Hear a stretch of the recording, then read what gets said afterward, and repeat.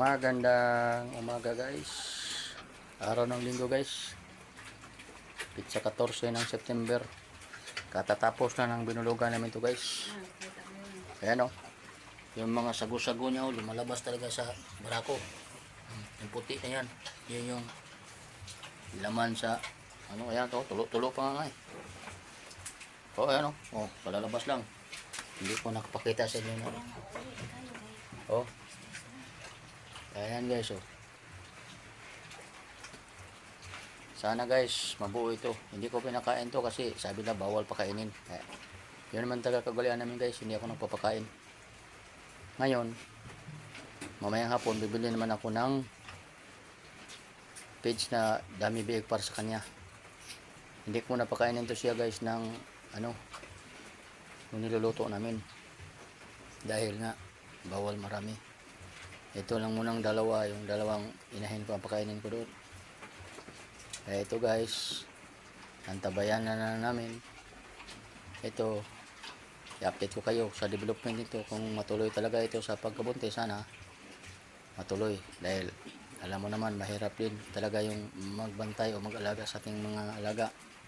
Kaya lang, yan lang talaga ang trabaho natin. Kaya pagdasalan natin sa Panginoon na ito ay mabuo.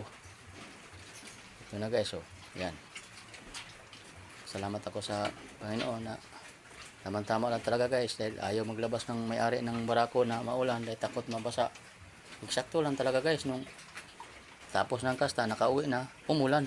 Kaya mabuti talaga ang Panginoon. God is good talaga guys. Kasi kung wala siya, isipin mo galing kami nagsimba.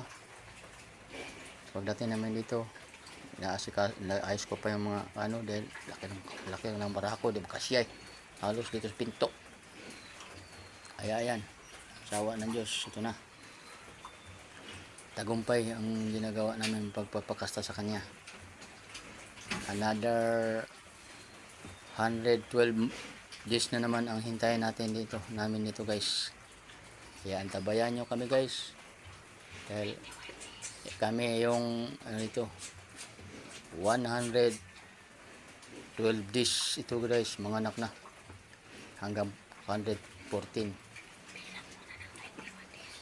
Kaya ngayon guys magbilang muna kami ng 21 days. Kung di na siya maglandi sureball na buntis na talaga guys. Kaya kung sino man yung nakapanood na aking video ito, huwag kalimutan mag-like, mag-share sa aking YouTube channel Carlos Jaray Pigiri Vlog, at saka magandang umagang muli, happy Sunday sa lahat ng mga followers. Ulitin ko, maraming salamat sa aking followers. 140 na po tayo guys ang nag-follow sa akin. Kaya thank you sa inyong lahat, maraming salamat. God is good, God is always help you. Bye bye.